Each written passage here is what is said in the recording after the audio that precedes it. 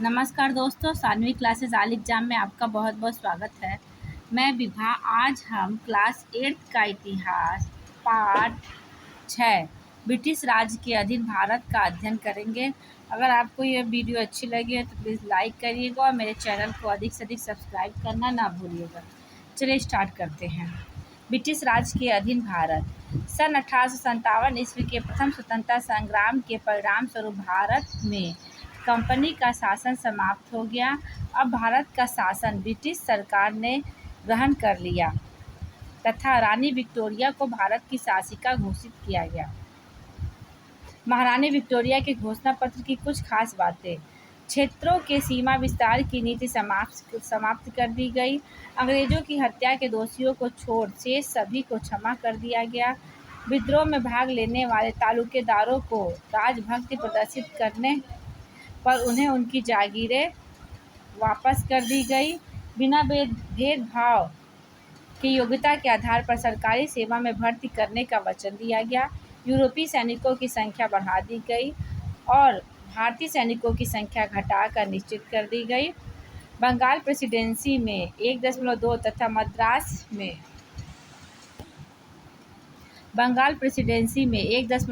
मद्रास, चेन्नई और बम्बई प्रेसिडेंसी में 1.3 का अनुपात निश्चित कर दिया गया।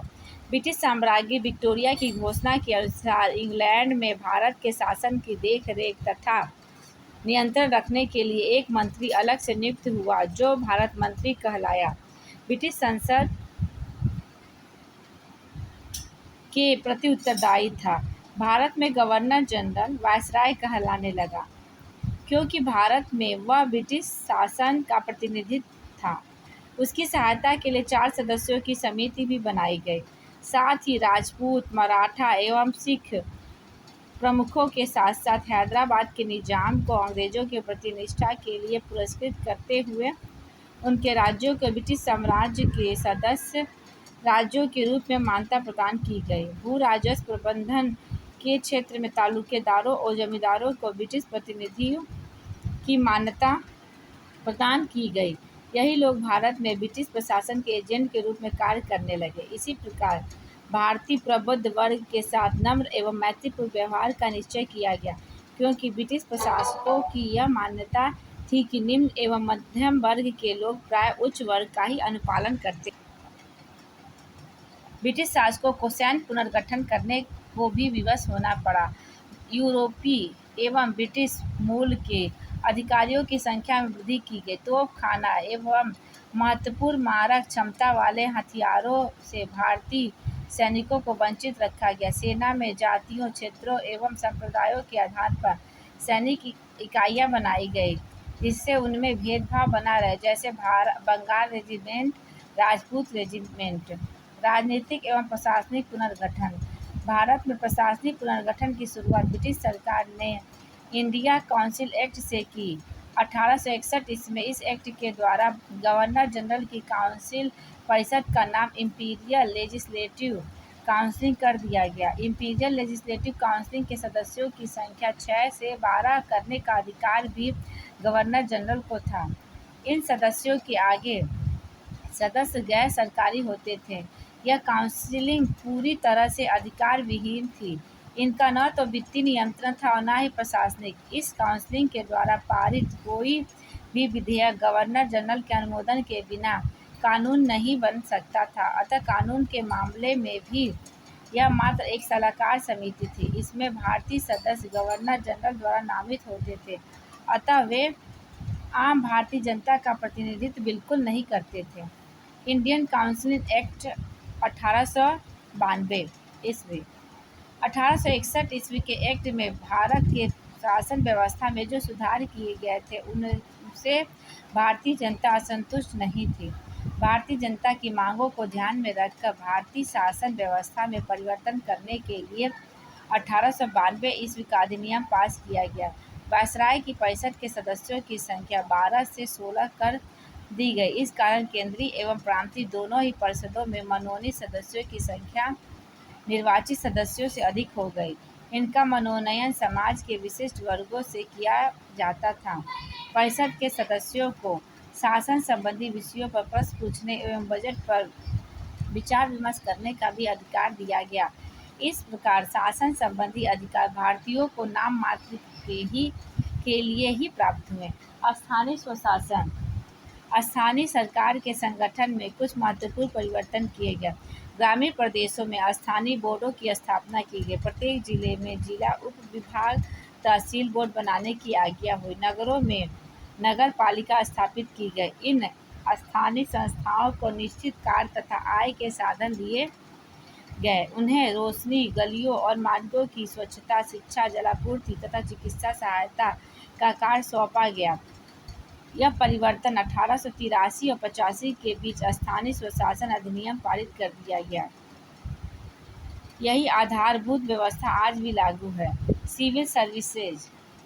लोक सेवा घोषणा पत्र के तहत सन 1861 में भारतीय लोक सेवा अधिनियम इंडियन सर्विस सिविल एक्ट बनाया गया, जिसके अंतर्गत समस्त महत्वपूर्ण पदों पर IPS अधिकारी नियुक्त किए जाते थे। इसका चयन लंदन में होने वाली वार्षिक खुली प्रतियोगिता के द्वारा होता था।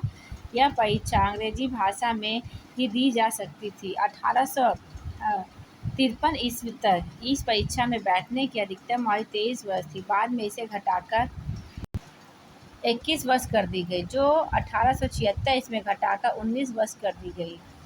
1863 इसमें यह परीक्षा उत्तीर्ण करने वाले पहले भारतीय सत्येंद्र नाथ ठाकुर थे। ये रविन्द्रनाथ ठाकुर के बड़े भाई थे, परंतु उम्र घटने से तो भारतीयों के लिए इसमें सम्मिलित होना लगभग असंभव हो गया। आज ICS को IAS भारतीय प्रशासनिक सेवा कहते हैं। इसका चयन प्रक्रिया भी बहुत कुछ मिलती जुलती है। इसी प्रक्रिया के तहत प्रशासन के दूसरे विभागों जैसे पुलिस, सार्वजनिक निर्माण, चिकित्सा, डाक एवं तार, वन, प्रौद्योगिकी, अभियांत्रिक, कस्टम तथा रेलवे में सभी उच्च वेतन वाले पदों पर सिर्फ ब्रिटिश नागरिक ही नियुक्त हो सकते थे। भारतीयों के दबाव में 1918 ईस्वी में प्रशासकीय तथा लोक सेवाओं का भारतीयकरण किया जाना शुरू हुआ। फिर भी नियंत्रण एवं अधिकार के पदों पर अंग्रेज अधिकारी ही बने रहे। सेना एवं पुलिस का पुनर्गठन। 1857 ईस्वी के बाद पुनर्गठन की प्रक्रिया के अंतर्गत सेना को भी पुनर्गठित किया गया। 1857 ईस्वी के पूर्व बंगाल, मद्रास और बम्बई प्रांतों की अपनी अलग अलग सेनाएं थी। वे स्वतंत्र रूप से कार्य करती थी। 1893 ईस्वी में इनका एकीकरण किया गया। ब्रिटिश सेनाध्यक्ष के अधीन इस सेना को रखा गया। इसमें यूरोपीय सैनिकों का अनुपात भारतीय सैनिकों की तुलना में लगभग दुगना कर दिया गया। भारतीय सैनिक सूबेदार से ऊपर किसी पद पर नियुक्त नहीं किए जाते थे। यह व्यवस्था 1914 ईस्वी के प्रथम विश्व युद्ध तक ऐसी ही बनी रही। पुलिस संगठन में दरोगा का पद भारतीय तथा पुलिस अधीक्षक का पद यूरोपियों के लिए रखा गया, क्योंकि सेना और पुलिस दोनों ही ब्रिटिश साम्राज्य की सुरक्षा एवं विस्तार कार्यों में सहायक होती थी। न्यायिक संगठन। भारत में न्याय की परंपरागत प्रणाली मुख्य रूप से प्रचलित कानून पर आधारित थी। अनेक कानून शस्त्रों एवं शरीयत तथा शाही फरमानों पर आधारित थे। शुरू में अंग्रेज आमतौर से प्रचलित कानून ही लागू करते थे, लेकिन धीरे धीरे उन्होंने कानूनों की एक ऐसी प्रणाली विकसित की। तत्कालीन कानूनों को संहिताबद्ध किया गया। इसका अर्थ था कि शासन कानून के अनुसार चलाया जाएगा, न कि शासक की इच्छा के अनुसार। अब कानून की निगाहों में सारे मनुष्य बराबर हैं। जाति, धर्म, वर्ग के आधार पर बिना भेदभाव के एक ही कानून सब लोगों पर लागू होता था। पहले की न्याय प्रणाली जाति के भेदभाव का ख्याल रखते थे। जैसे यदि किसी ऊंची जाति के व्यक्ति ने कोई अपराध किया तो उसकी सजा किसी और जाति के व्यक्ति से भिन्न होती थी। व्यवहार्यता। न्याय प्रणाली अब अधिक खर्चीली हो गई और न्याय पाने के लिए काफ़ी विलम्ब होता था। वित्तीय प्रशासन। सन 1857 ईस्वी के बाद वित्तीय प्रशासन का भी पुनर्गठन किया गया। 1860 ईस्वी में बजट की व्यवस्था शुरू की गई। कुछ समय बाद केंद्रीय एवं प्रांतीय सरकारों के बीच आय के वितरण के बारे में भी निर्णय लिया गया। डाकघर, रेलवे, अफीम, नमक की बिक्री और चुंगी से होने वाली आय को पूर्णतः केंद्रीय सरकार के लिए सुरक्षित रखा गया। भू राजस्व, आबकारी आदि स्रोतों से होने वाली आय को केंद्रीय और प्रांतीय सरकारों के बीच बांटा गया। इससे मिलती जुलती व्यवस्था आज भी चल रही है। अदालतों में मुकदमा चलाने के लिए स्टैम्प ड्यूटी नामक एक नवीन कर भी लगाया गया। 1892 अधिनियम के द्वारा विधान परिषद के सदस्यों को बजट पर विचार करने का अधिकार दिया गया। अंग्रेजी माध्यम से शिक्षा देने की नीति बनी। अंग्रेज शासकों प्रशासकों ने भारत में आधुनिक शिक्षा का प्रसार इस उद्देश्य से किया कि अंग्रेजी शिक्षा प्राप्त भारतीय उनके समर्थक बन जाएंगे। अंग्रेजी भाषा के रूप में उन्हें संपर्क भाषा प्राप्त हुई, जिसके परिणाम स्वरूप ऐसे व्यक्ति होंगे जो आत्मा और आस्था से ब्रिटिशवादी होंगे। वास्तव में मैं एक मिनट यहाँ से छूटा था। अंग्रेजी माध्यम से शिक्षा देने की नीति बनी। अंग्रेज शासकों प्रशासकों ने भारत में आधुनिक शिक्षा का प्रसार इस उद्देश्य से किया कि अंग्रेजी शिक्षा प्राप्त भारतीय उनके समर्थक बन जाएंगे।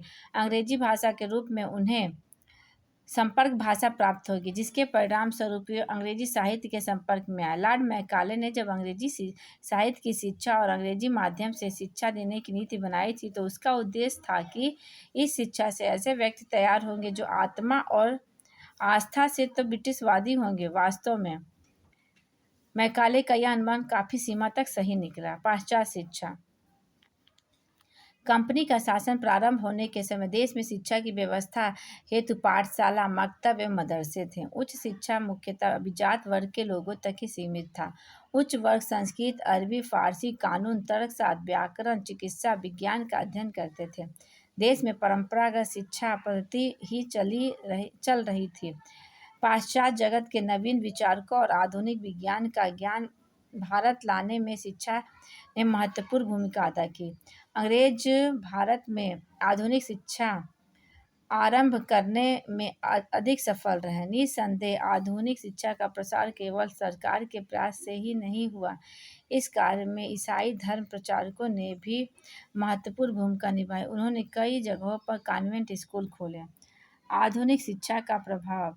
भारत में आधुनिक विज्ञान का प्रयोग 19वीं सदी के आरंभ में हुआ। उदारवादी आर्य शिक्षा नीति के चलते भारत में विज्ञान, तकनीकी, प्रौद्योगिकी का विकास भी हुआ। इससे भारत वैज्ञानिक युग में प्रवेश कर सका। विश्वविद्यालय की व्यवस्था के साथ उनमें विज्ञान विभाग की स्थापना हुई। अधिकाधिक भारतीयों ने विज्ञान को अध्ययन के रूप के लिए चुना और विज्ञान के क्षेत्र में महत्वपूर्ण कार्य किया। चिकित्सा विज्ञान के क्षेत्र में महेंद्र लाल सरकार का नाम उल्लेखनीय है। उन्होंने 1876 में Indian association for the cultivation of science नामक संस्था की स्थापना की। 20वीं सदी के तीसरे दशक में इंडियन साइंस कांग्रेस की स्थापना की गई। साइंस कांग्रेस के अधिवेशनों में देश के विभिन्न भागों के वैज्ञानिक भाग लेते थे और एक दूसरे से अपने विचारों और कार्यों का आदान प्रदान करते थे। ये प्रफुल्ल चंद्र राय हैं। प्रफुल्ल चंद्र राय, जगदीश चंद्र बसु, मेघनाथ शाह और बीरबल साहनी जैसे कई वैज्ञानिकों ने ख्याति अर्जित की। सी.वी. रमन ने अपने कार्य और योगदान के आधार पर भौतिकी के क्षेत्र में नोबेल पुरस्कार भी प्राप्त किए। श्रीनिवास रामानुजन गणित एवं विश्वेश्वरैया इंजीनियरिंग टेक्नोलॉजी के क्षेत्र में महान। इस प्रकार भारतीय वैज्ञानिकों ने अपनी योग्यता से विज्ञान के विकास के द्वारा देश के विकास में महत्वपूर्ण योगदान दिया। शिक्षा और विज्ञान के क्षेत्र में हुए विकास कार्यों से देश को एक नई गति और प्रतिष्ठा प्राप्त हुई। जन सुविधाओं में वृद्धि।